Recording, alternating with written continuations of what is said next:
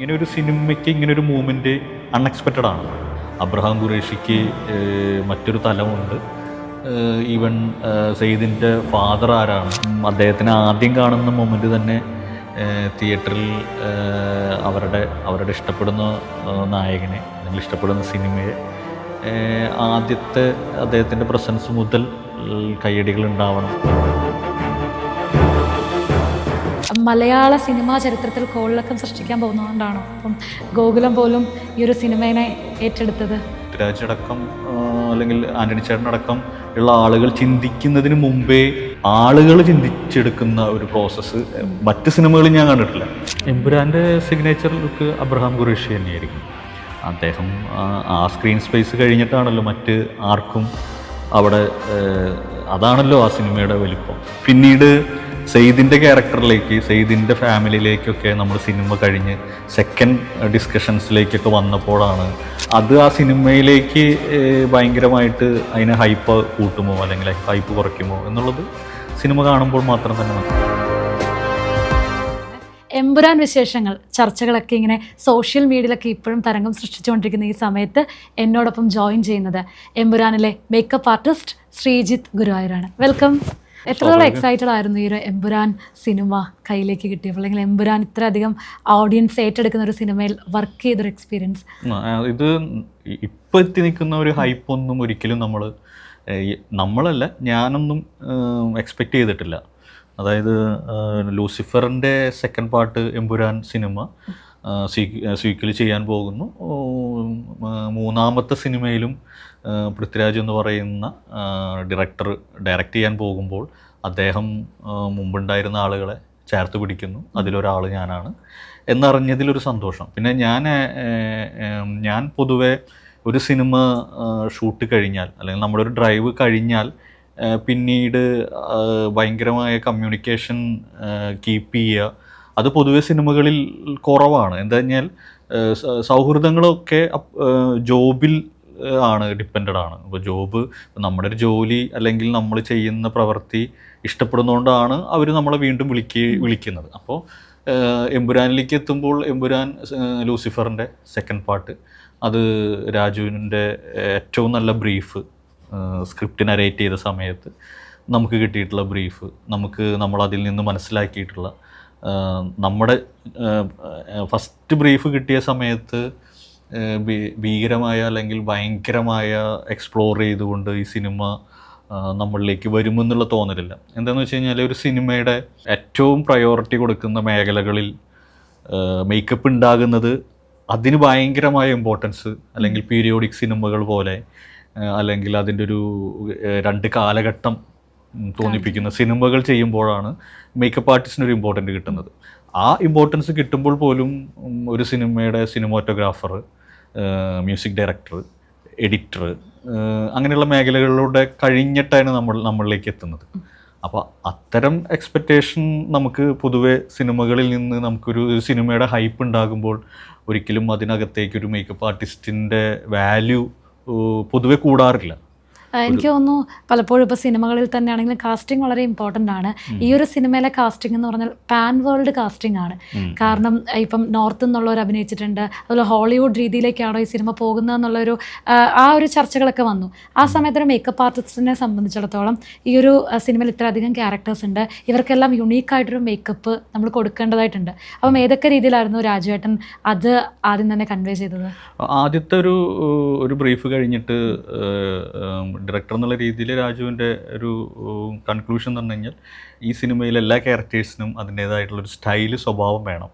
അല്ലെങ്കിൽ നമുക്ക് അതിൽ നിന്നാണ് ചർച്ച തുടങ്ങിയത്. പിന്നീട് സെയ്ദിൻ്റെ ക്യാരക്ടറിലേക്ക്, സെയ്ദിൻ്റെ ഫാമിലിയിലേക്കൊക്കെ നമ്മൾ സിനിമ കഴിഞ്ഞ് സെക്കൻഡ് ഡിസ്കഷൻസിലേക്കൊക്കെ വന്നപ്പോഴാണ് അവർക്കൊക്കെ ഒരു നമ്മൾ അല്ലെങ്കിൽ അദ്ദേഹം കണ്ട ലൊക്കേഷൻസ്, അല്ലെങ്കിൽ പിന്നീടുണ്ടായ ചിന്തകളിലാണ് സെയ്ദിൻ്റെ ഫാമിലിയിലൊക്കെ ആദ്യം എല്ലാവർക്കും ചില സിനിമകളിൽ ചില എന്താ പറയുക, മതമായാലും അല്ലെങ്കിൽ രാഷ്ട്രീയമായാലും അങ്ങനെ ഇത്തരം ചിഹ്നങ്ങൾ അല്ലെങ്കിൽ അതിനെ എൻഹാൻസ് ചെയ്യുന്ന ഒരു ബ്രീഫ് ഉണ്ടായിരിക്കും. അല്ലെങ്കിൽ നമ്മൾ സ്ഥിരം കണ്ടുവരുന്ന കാര്യമാണ്, മുസ്ലിം ആണെങ്കിൽ തൊപ്പി വയ്ക്കുക, അല്ലെങ്കിൽ ആ നിസ്കാരത്തായമ്പ് കൊടുക്കുക, ഇങ്ങനെയൊക്കെയുള്ള എപ്പോഴും ചെയ്യുന്ന ചില പ്രോസസ്സുകളുണ്ട്. അപ്പോൾ നമുക്ക് ഈ സിനിമയിൽ ഒരു സൈനും ഇല്ലാതെ ഏറ്റവും എല്ലാവർക്കും ഇതിന് പറയുന്ന ഈ സിനിമയ്ക്കകത്ത് നിൽക്കുന്ന ഒരു രാഷ്ട്രീയമുണ്ട്. അതിനപ്പുറത്തേക്ക് നമ്മളൊരു മേഖലയിലും എൻഹാൻസ് ചെയ്യേണ്ട ഒരു മേക്ക് ഓവറോ അല്ലെങ്കിൽ മറ്റു കാര്യങ്ങളോ ഒന്നും വേണ്ട എന്ന് പറഞ്ഞുകൊണ്ടാണ് നമ്മൾ ആദ്യമേ തന്നെ ഡിസൈൻ ചെയ്തത്. അപ്പോൾ അതിലേക്ക് ഇപ്പോൾ മേക്കപ്പ് ആണെങ്കിലും കോസ്റ്റ്യൂം ആണെങ്കിലും അതുപോലെ തന്നെയാണ് അത് കീപ്പ് ചെയ്തിരിക്കുന്നത്. ഇപ്പോൾ സൈനുകളുടെ കാര്യം പറഞ്ഞു. അപ്പം അതിൽ ഒരു സൈൻ ഭയങ്കരമായിട്ട് ആൾക്കാർ ഇങ്ങനെ എക്സ്പെക്റ്റ് ചെയ്യുന്നുണ്ട്. കാരണം ഒരു റെഡ് ഡ്രാഗൺ ഒരു ഷർട്ടിൽ തിരിഞ്ഞു നിൽക്കുന്ന ഒരു സീൻ അല്ല, ഒരു പോസ്റ്റർ മാത്രമേ വന്നുള്ളൂ. അത് വന്നപ്പോൾ തൊട്ട് നമ്മളെല്ലാം എക്സൈറ്റഡ് ആണ്, ആരാണത് അല്ലെങ്കിൽ എന്താണ് ആ സിമ്പിൾ, അങ്ങനെയുള്ള ഒരുപാട് സർപ്രൈസിങ് എലമെൻറ്റ്സ്. എനിക്ക് ശ്രീജിത്തേട്ടൻ്റെ മുഖത്തോട്ട് നോക്കിയിട്ട് കാരണം പറയണോ എനിക്കറിയാം എന്നാ. അല്ല, അത് എന്താണ് ഇപ്പോഴത്തെ ഓഡിയൻസിൻ്റെ എക്സ്പെക്റ്റേഷൻ, അത് ഞാൻ ക്രോസ് ചെയ്യാതിരിക്കാൻ എന്ന് കഴിഞ്ഞാൽ അത് ക്രോസ് ചെയ്യുന്നതിലല്ല, അത് സിനിമയുടെ അത് അറിയണമെങ്കിൽ അതല്ലെങ്കിൽ അതൊരു അങ്ങനെയുള്ള കാര്യങ്ങൾ ഓഡിയൻസിലേക്ക് എത്തിക്കണമെങ്കിൽ അതിൻ്റെ ആദ്യത്തെ റൈറ്റ്സ് ആസ് എ ഡയറക്ടർക്കാണ്. അപ്പോൾ അത് അദ്ദേഹം എന്താണോ കൺസീവ് ചെയ്തിരിക്കുന്നത് അത് തന്നെയാണ്. ഇനി വളരെ ചുരുങ്ങിയ ദിവസങ്ങളേ ഉള്ളൂ. അപ്പോൾ അത് ആ സിനിമയിലേക്ക് ഭയങ്കരമായിട്ട് അതിനെ ഹൈപ്പ് കൂട്ടുമോ അല്ലെങ്കിൽ ഹൈപ്പ് കുറയ്ക്കുമോ എന്നുള്ളത് സിനിമ കാണുമ്പോൾ മാത്രം തന്നെ മനസ്സിലാകുന്ന കാര്യം. എനിക്കൊന്ന് ഒരുപാട് ലൊക്കേഷൻസ് ലോകം മുഴുവൻ ഓടി നടന്ന് ഷൂട്ട് ചെയ്തൊരു സിനിമ കൂടിയാണ്. കാരണം അത്രയധികം പാൻ വേൾഡ് ലെവലിലേക്ക് ഷൂട്ടിംഗ് ലൊക്കേഷൻസും ഷിഫ്റ്റ് ചെയ്തിട്ടുണ്ടായിരുന്നു. അപ്പം ഏതൊരു ലൊക്കേഷനാണ് ശ്രീജിത്തേട്ടനെ ഏറ്റവും കൂടുതൽ സർപ്രൈസ്ഡ് ആക്കിയത്, അല്ലെങ്കിൽ ഏതൊരു ഫ്രെയിം ഇതിൽ ഒരു മാജിക്കൽ ഫ്രെയിം എന്നൊക്കെ തോന്നിയൊരു? നമ്മൾ ഏറ്റവും കൂടുതൽ എഫേർട്ട് എടുത്തിരിക്കുന്ന അല്ലെങ്കിൽ ഒരു ലോങ് ഷെഡ്യൂള് വേണ്ടി വന്നൊരു ഏരിയ ഒരു ഗുജറാത്ത് ഷെഡ്യൂളാണ്. അവിടെയാണ് നമ്മൾ നമ്മുടേതായിട്ടുള്ള മേക്കപ്പിൻ്റെ ഏറ്റവും എക്സ്പ്ലോർ വേർഷൻ അല്ലെങ്കിൽ ആ ഷെഡ്യൂളിലാണ് നമ്മുടെ മാക്സിമം വർക്കുകൾ ഉണ്ടായിട്ടുണ്ടാകും. അതുകൊണ്ട് തന്നെ ആ ഏരിയ തന്നെയാണ് നമുക്ക് ഏറ്റവും ഇഷ്ടപ്പെട്ട. സയ്യിദിൻ്റെ ഫാമിലി ഏരിയയിലാണ് നമ്മുടെ കൂടുതലായിട്ടുള്ള നമ്മുടെ എഫേർട്ട് വേണ്ടി വന്നത്. അതുകൊണ്ട് പേഴ്സണലി എനിക്ക് അത് തന്നെയാണ് ഇഷ്ടം. എനിക്ക് തോന്നുന്നത് സോഷ്യൽ മീഡിയയിലും പല രീതിയിലുള്ള സ്ക്രിപ്റ്റ് വർക്കുകൾ നടന്നിട്ടുണ്ട്. അതായത് ഈ സിനിമ ഇങ്ങനെയാണ് അല്ലെങ്കിൽ ഈ സിനിമയിലെ ക്യാരക്ടേഴ്സ് ഇങ്ങനെയാണ്, സയ്യിദിൻ്റെ ക്യാരക്ടർ ഇതാണ്, സയ്യിദിൻ്റെ ക്യാരക്ടറിൻ്റെ സ്വഭാവം ഇതാണ്, അബ്രഹാം ഖുറേഷിക്ക് മറ്റൊരു തലമുണ്ട്, ഈവൻ സയ്യിദിൻ്റെ ഫാദർ ആരാണ്, ഇങ്ങനെയുള്ള ഒരുപാട് റൂമേഴ്സും മറ്റു കാര്യങ്ങളും എഴുതി വിട്ടത് കൊണ്ട് തന്നെ നമ്മളത്തരം കാര്യങ്ങളിൽ ബോധേടല്ല. പലപ്പോഴും നമ്മൾ അത് ഈ സിനിമ ഹൈപ്പ് കൂടുന്ന സിനിമകൾ ഇപ്പം ഇതിനു മുമ്പ് ഞാൻ സോഷ്യൽ മീഡിയയിൽ വായിച്ചിട്ടുള്ളത് ദൃശ്യം സിനിമയ്ക്ക് പല വേർഷൻസ് കാണാറുണ്ട്. അപ്പോൾ ഇപ്പോൾ അത് ഓഡിയൻസ് അത്രയും ആ സിനിമയെ ഇഷ്ടപ്പെടുന്നതുകൊണ്ടായിരിക്കാം. അപ്പോൾ ആ ഇഷ്ടപ്പെടുന്ന ആളുകളെ നിരാശപ്പെടുത്താത്ത ഒരു സിനിമ തന്നെ ആയിരിക്കണം, അത് തന്നെ ആയിരിക്കുമെന്നാണ് വിശ്വാസം. ഇപ്പോൾ എമ്പുരാൻ റിലീസാവുന്നതിന് മുന്നേ തന്നെ L3 പറ്റിയിട്ടൊരു പ്ലാനിങ് അല്ലെങ്കിൽ അതിൻ്റെ കഥകളും കാര്യങ്ങളും അല്ലെങ്കിൽ അതിലേക്കുള്ള ഡിസ്കഷൻസ് വരെ എത്തിയിരിക്കുകയാണ് ആൾക്കാർ. അത്രയധികം എക്സ്പെക്റ്റേഷൻ ഉണ്ട്. അപ്പം ഇപ്പോൾ സ്റ്റിൽ ഈ ഒരു ഇതിലിപ്പോൾ പൊയ്ക്കൊണ്ടിരിക്കുന്ന ഒരു കാര്യം എന്ന് പറഞ്ഞാൽ ഗോകുലം നമ്മുടെ ഈ ഒരു എമ്പുരാൻ്റെ പാർട്ട്ണറായിട്ട് വന്നിരിക്കുന്നതാണ്. എനിക്കൊന്ന് കേരളത്തിൽ തന്നെ സിനിമാസിന് ഏറ്റവും കൂടുതൽ തിയേറ്റേഴ്സ് ഉള്ളതൊരു ഗോകുലത്തിനാണ്. അപ്പം ശരിക്കും പറഞ്ഞു കഴിഞ്ഞാൽ മലയാള സിനിമാ ചരിത്രത്തിൽ കോളിളക്കം സൃഷ്ടിക്കാൻ പോകുന്നതുകൊണ്ടാണോ അപ്പം ഗോകുലം പോലും ഈ ഒരു സിനിമയെ ഏറ്റെടുത്തത്? അത് അതിൻ്റെ ടെക്നിക്കൽ കാര്യങ്ങൾ എനിക്കറിയില്ല. അത് ആശീർവാദ് എന്ന് പറയുന്ന ആന്റണി ചേട്ടൻ്റെയും രാജുവിൻ്റെയും ഡിസിഷൻസ് തന്നെയാണ്. പിന്നെ അവർക്ക് ഇപ്പോൾ ഇങ്ങനെ ഒരു സിനിമയ്ക്ക് ഇങ്ങനൊരു മൂവ്മെൻറ്റ് അൺഎക്സ്പെക്റ്റഡ് ആണ്. പക്ഷേ നമ്മൾ പറയില്ല, ഓരോ കാര്യങ്ങൾ കറക്റ്റായിട്ട് ഇപ്പോൾ ഗോകുലം അല്ലെങ്കിൽ അവരുടെ ഉള്ളിൽ ഇങ്ങനൊരു സിനിമ ഒരുപാട് ആഗ്രഹിച്ചിട്ടുണ്ടായിരിക്കാം, ഇതിൻ്റെ ഭാഗമാവാനെന്ന് ഒരുപാട് ചിലപ്പോൾ ഇതിനു മുമ്പേ ആഗ്രഹിച്ചിട്ടുണ്ടാവാം. അപ്പോൾ ഒരു നല്ലൊരു മൊമെൻറ്റിൽ നമ്മുടെ കേരളത്തിൽ തന്നെ മറ്റൊരു പ്രൊഡക്ഷൻ അതിനെ സപ്പോർട്ട് ചെയ്യുന്നു എന്ന് പറയുന്നത് ഏറ്റവും പോസിറ്റീവായിട്ടുള്ളൊരു കാര്യമാണ്. പൃഥ്വിരാജ് അടക്കം അല്ലെങ്കിൽ ആന്റണി ചേട്ടനടക്കം ഉള്ള ആളുകൾ ചിന്തിക്കുന്നതിന് മുമ്പേ ആളുകൾ ചിന്തിച്ചെടുക്കുന്ന ഒരു പ്രോസസ്സ് മറ്റ് സിനിമകളിൽ ഞാൻ കണ്ടിട്ടില്ല. പക്ഷേ ഇതിൻ്റെ പ്രൊമോഷൻ തുടങ്ങി പോസ്റ്റേഴ്സ്, ഫസ്റ്റ് ലുക്ക് പോസ്റ്റേഴ്സ് അതെല്ലാം റിലീസ് ചെയ്യുന്ന സമയങ്ങളിലും ഇപ്പോൾ മേക്കപ്പ് ആർട്ടിസ്റ്റ് എന്നുള്ള രീതിയിൽ എനിക്ക് ഏറ്റവും ഞാൻ എൻജോയ് ചെയ്തിട്ടുള്ള ഒരു പ്രോസസ്സാണ്. അതായത് പോസ്റ്റർ റിലീസുകൾ, ലുക്ക് രജിസ്റ്റർ ചെയ്തുകൊണ്ടുള്ള പോസ്റ്റേഴ്സ്. അതിനകത്ത് കിട്ടുന്നൊരു ഇമ്പാക്റ്റ് എന്താണെന്ന് വെച്ച് കഴിഞ്ഞാൽ നമ്മൾ മേക്ക് ഓവർ ചെയ്ത പിക്കും കൂട്ടത്തിൽ അവരുടെ സ്റ്റേറ്റ്മെൻറ്റ് പറയുന്ന വീഡിയോയും കൂടി ഓഡിയൻസ് രണ്ടും ഒരേ മൾട്ടിപ്പിളായിട്ട് കാണുമ്പോൾ, ഒരേ ടൈമിൽ കാണുമ്പോൾ അവർക്ക് ഈ പറഞ്ഞ ലുക്ക് ചേഞ്ച്, മേക്ക് ഓവർ എന്താണെന്നും ഈ സിനിമയിൽ നമ്മുടെ റോളുകൾ അല്ലെങ്കിൽ ഇതിൻ്റെ ഇതിൻ്റെ ഒരു സാധ്യത എനിക്ക് വളരെ ഫീൽ ചെയ്തു. മറ്റ് സിനിമകളിൽ ചിലപ്പോൾ ഇവ ഹൈപ്പുള്ളത് കൊണ്ടും അല്ലെങ്കിൽ എമ്പുരാൻ പോലത്തെ ഒരു സിനിമ ആയതുകൊണ്ടും മാത്രമാണ് ഇത് സംഭവിച്ചിട്ടുള്ളത്. എന്നാൽ പോലും ഇപ്പോൾ അതിനകത്ത് നമ്മൾ സിനിമ കാണുമ്പോൾ ഈ കഥാപാത്രങ്ങളെയെല്ലാം നമ്മൾ എമ്പുരാൻ സിനിമ ആയതുകൊണ്ടാണ് ആളുകൾ അത്രയും അധികം നേരത്തെ റിസീവ് ചെയ്ത് കഴിഞ്ഞു, അല്ലെങ്കിൽ ആളുകളുടെ ബ്രെയിനിൽ അത് രജിസ്റ്റർ ആയി കഴിഞ്ഞു. അപ്പോൾ അവർക്ക് ആ സ്ക്രീനിലേക്ക് കയറുമ്പോൾ ഓരോ ക്യാരക്ടേഴ്സ് എൻ്റർ ആവുമ്പോൾ ഇത് ഇന്ന ആളാണ്, ഓക്കെ ഇയാൾ, അതായത് അവർ മനസ്സിൽ കണ്ട മെനഞ്ഞെടുത്ത കഥകളുണ്ടാവും.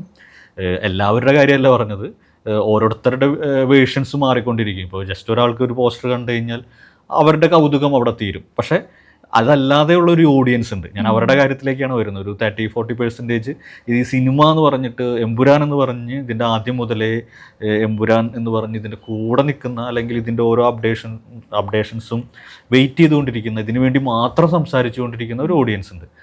അവർ കഥ മെനയുന്ന, അവരുടെ മനസ്സിലുള്ള അവരുടെ ഇഷ്ടങ്ങൾ, അവരുടെ എക്സ്പെക്റ്റേഷൻ ഒക്കെ ഓരോ കഥാപാത്രങ്ങൾ വരുമ്പോൾ, ഇപ്പം എമ്പുരാൻ്റെ ടീസർ ലോഞ്ചിങ്ങിൻ്റെ സമയത്താണെങ്കിലും അദ്ദേഹത്തിൻ്റെ ഒരു സ്പീച്ച് ഉണ്ടായിരുന്നു. ആ സമയത്ത് പറഞ്ഞിരുന്നു, ലോകത്തിൽ ഏത് സിനിമ ചെയ്യാനും കേപ്പബിൾ ആയിട്ടുള്ളൊരു ടീം എൻ്റെ കൂടെ ഉണ്ട്. അതിൽ എടുത്തു പറഞ്ഞൊരു പേരായിരുന്നു ശ്രീജിത്ത് ഗുരുവായിരുന്നു. അപ്പം നിങ്ങളുടെ സൗഹൃദം ആക്ച്വലി എനിക്ക് തോന്നുന്നു വളരെ പണ്ട് തൊട്ട് തന്നെ രാജുവേട്ടൻ്റെ കൂടെ ഒരുപാട് സിനിമകൾ ചെയ്തിട്ടാണ് ചേട്ടനാണെങ്കിലും കടന്നു വരുന്നത്. അപ്പം എങ്ങനെയാണ് ഈ സൗഹൃദം ഇങ്ങനെ ബിൽഡ് ചെയ്തത്?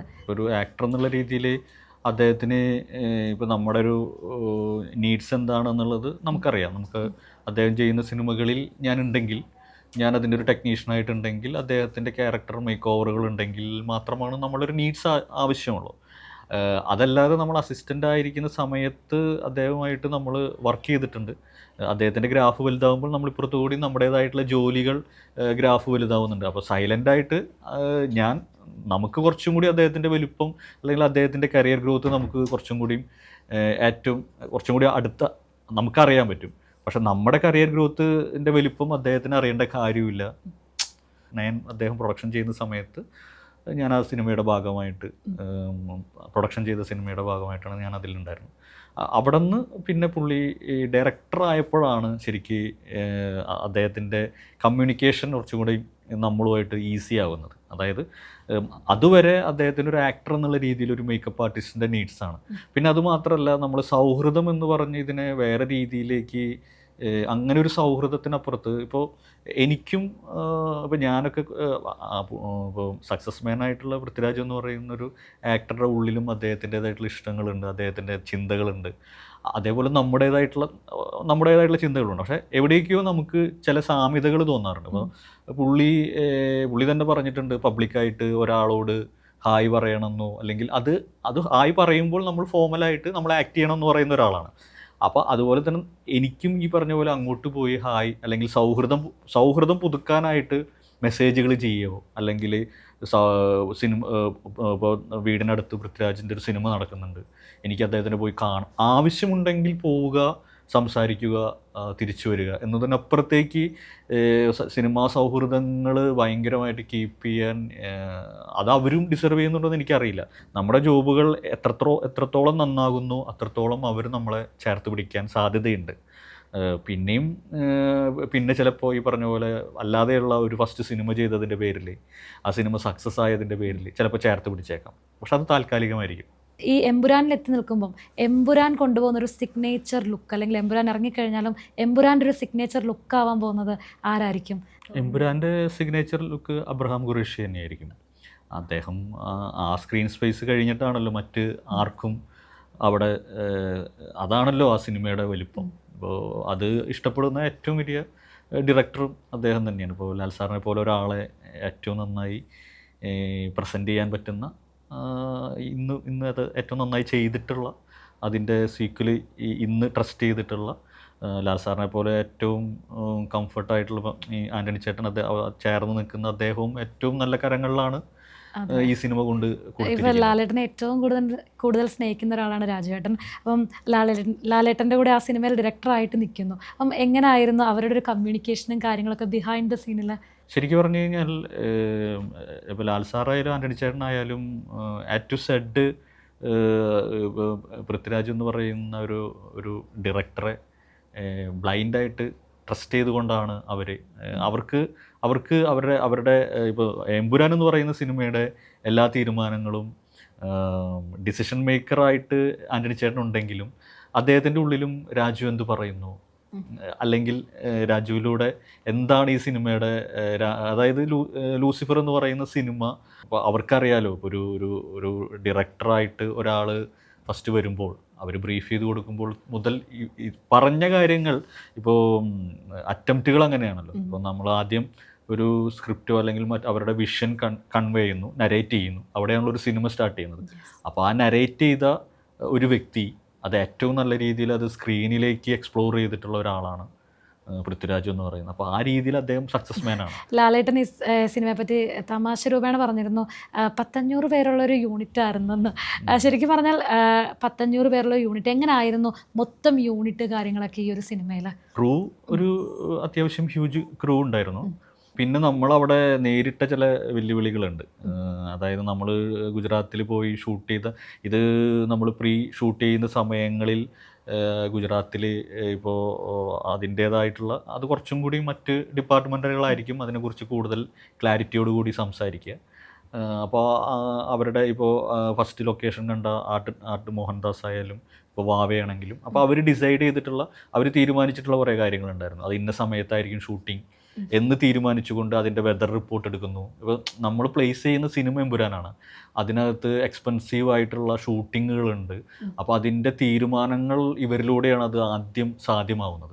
അപ്പോൾ ഭയങ്കര റെസ്പോൺസിബിലിറ്റിയുള്ള ഏരിയയാണ് ഈ പറഞ്ഞ ആർട്ട് ഡിപ്പാർട്ട്മെൻ്റ് ആയാലും ഈവൻ അസോസിയേറ്റ് അവരുടെ തീരുമാനത്തിലാണ് ഇത് സിനിമയുടെ എവിടെ ഈ ലൊക്കേഷൻസ് കാണുന്ന സമയമായാലും അതിൻ്റെ തീരുമാനങ്ങൾ എടുക്കുന്നതൊക്കെ. അപ്പോൾ അവരുടെ വെതർ റിപ്പോർട്ട് അനുസരിച്ചിട്ടാണ് നമ്മളിത് പ്ലാൻ ചെയ്തിരിക്കുന്നത്. പിന്നീട് നമ്മുടെ പ്രാക്ടിക്കലായിട്ട് വന്ന സമയത്ത് വിലായത്ത് ബുദ്ധയിൽ രാജുവിൻ്റെ കാലിന് പറ്റിയ പരിക്ക്, അവിടെ നിന്നാണ് എമ്പുരാൻ എന്ന് പറയുന്ന സിനിമയുടെ ആദ്യം വളരെ ഈസി ആയിട്ട് പ്ലാൻ ചെയ്ത കാര്യങ്ങളിൽ ഉണ്ടാവുന്ന മാറ്റങ്ങളുണ്ടാവും. പിന്നീട് നമ്മൾ അവൈലബിൾ ആകുന്ന സമയത്ത് അതിൻ്റെ ഷൂട്ടിംഗ് ഷെഡ്യൂളുകളായാലും മറ്റ് കാസ്റ്റിങ്ങിൻ്റെ ഒക്കെ അവൈലബിലിറ്റി അനുസരിച്ചിട്ടാണ് ഇതിൻ്റെ ഷെഡ്യൂളുകൾ മാറി വന്നത്. നോക്കുമ്പോൾ ഗുജറാത്തിൽ ഷൂട്ട് ചെയ്യുന്ന സമയത്ത് നമ്മൾ അതിൻ്റെ ഹ്യൂജ് ക്രൂ ഷൂട്ട് ചെയ്ത് തുടങ്ങി നമ്മളൊരു സ്ഥലത്തെത്തി. ഫസ്റ്റ് ഷെഡ്യൂളിൽ തന്നെ ഷൂട്ട് ചെയ്ത് ഒരു 2 days കഴിയുമ്പോഴേക്കും ഒരു സ്ഥലത്ത് ഫുൾ സ്നോ വന്ന് അന്ന് ഷൂട്ട് ചെയ്യാൻ പറ്റിയില്ല. അപ്പോൾ അതിൻ്റെ വെതർ നമുക്കെതിരായിരുന്നു.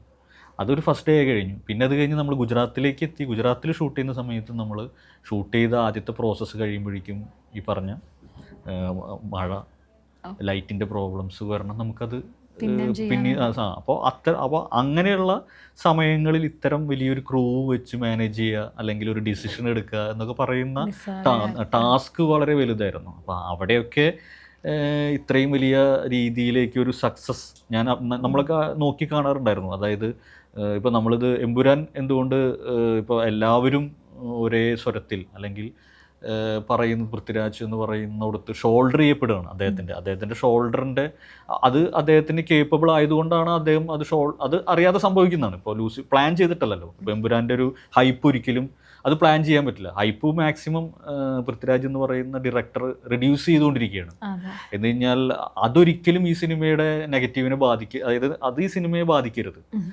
സക്സസ് ആയി കഴിഞ്ഞാൽ ഹൈപ്പ് ഓക്കെ, അങ്ങനെ അതുകൊണ്ട് തന്നെ ഇത് സംഭവിച്ചുകൊണ്ടിരിക്കുന്ന കാര്യമാണ് ഈ സിനിമയിൽ തന്നെ. അതായത് ഇപ്പം സ്റ്റീഫൻ നെടുമ്പള്ളി ആണെങ്കിലും അബ്രാം ഖുറേഷി ആണെങ്കിലും രണ്ട് എക്സ്ട്രീമിലുള്ള ക്യാരക്ടേഴ്സ് ഇവരെയാണ് പ്രസൻറ്റ് ചെയ്യാൻ പോകുന്നത്. അപ്പം ശരിക്കും പറഞ്ഞു കഴിഞ്ഞാൽ ഇതിലിപ്പം മേക്കപ്പിൻ്റെ കാര്യത്തിലാണെങ്കിലും ലുക്കിൻ്റെ കാര്യത്തിലൊക്കെ ആണെങ്കിലും രണ്ടുപേരെയും 2 എക്സ്ട്രീമിൽ നിർത്തണമല്ലോ. അത് ഇത്തിരി ടാസ്ക് എന്ന് പറഞ്ഞ കാര്യമാണ്. അപ്പം ഏതൊക്കെ രീതിയിലാണ് അവരെ രണ്ടുപേരെയും വ്യത്യസ്തരാക്കാം, അല്ലെങ്കിൽ അങ്ങനെയുള്ള കാര്യം മേക്കപ്പ് ഡിപ്പാർട്ട്മെൻറ്റിലേക്ക് വന്നൊരു അത് നമുക്ക് ആ ഏരിയ ഒന്നാമത് ലാൽ സാറിനെ പോലെയുള്ള ഒരാളെ പ്രസൻറ്റ് ചെയ്യുമ്പോൾ ആ ചലഞ്ച് കുറവാണ്.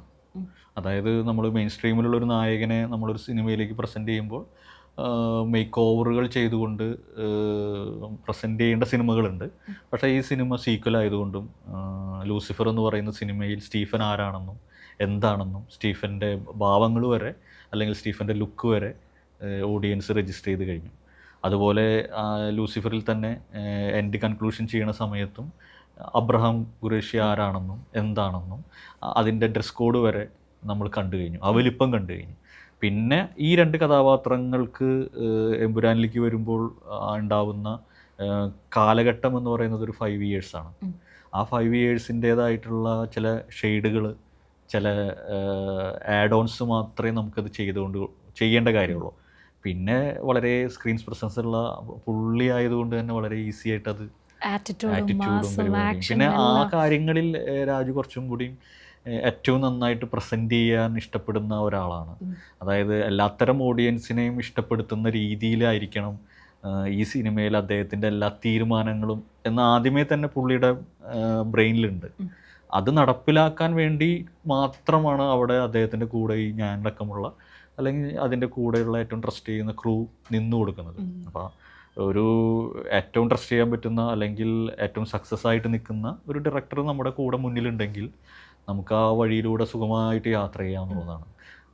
അതല്ലാതെ വരുമ്പോൾ ഈ പറഞ്ഞ പല പ്രശ്നങ്ങളും ഉണ്ടാവാം. പക്ഷേ ഇപ്പോൾ എമ്പുരാനെ പറ്റിയാണെങ്കിലും ഒരുവിധപ്പെട്ട എല്ലാ കാര്യങ്ങളും അറിയാവുന്ന ഒരാൾ. അപ്പം ശരിക്കും പറഞ്ഞു കഴിഞ്ഞാൽ ഈ ഒരു സിനിമയിൽ ലാലേട്ടൻ്റെ ഏതൊരു റോൾ അല്ലെങ്കിൽ ഏതൊരു മൊമെൻറ്റിന് വേണ്ടിയിട്ടാണ് തിയേറ്ററിൽ വെയിറ്റിംഗ് ആയിട്ടിരിക്കുന്നത്?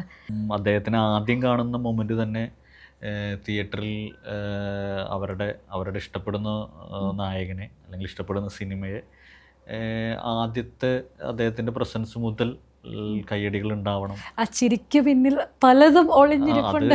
നമ്മൾ പറഞ്ഞില്ല, ഇതിപ്പോൾ ഞാൻ പറയുന്നത് കൊണ്ട് ഇപ്പം നമ്മളൊരു പ്രൊമോഷൻ്റെ ഭാഗവുമായിട്ടല്ല ഞാൻ വന്നിരിക്കുന്നത്. നമുക്കൊരു പൃഥ്വിരാജ് എന്ന് പറയുന്ന ഒരാളുടെ ഒരു സ്റ്റേറ്റ്മെൻറ്റിൽ അല്ലെങ്കിൽ എമ്പുരാൻ എന്ന് പറയുന്ന സിനിമയുടെ ഹൈപ്പിലായിരിക്കും ഞാനിവിടെ വന്നിരിക്കുന്നത്. അപ്പോൾ എനിക്കും പറയാൻ ലിമിറ്റേഷൻസ് ഉണ്ട്. പക്ഷേ നമുക്ക് ഇനി കാണാൻ പോകുന്ന കാര്യങ്ങളെക്കുറിച്ച് പറഞ്ഞ് അതിൻ്റെ എക്സൈറ്റ്മെൻറ്റ് കളയുന്നതോടൊപ്പം തന്നെ അത് അനാവശ്യമായ ഒരു കാര്യത്തിലേക്ക്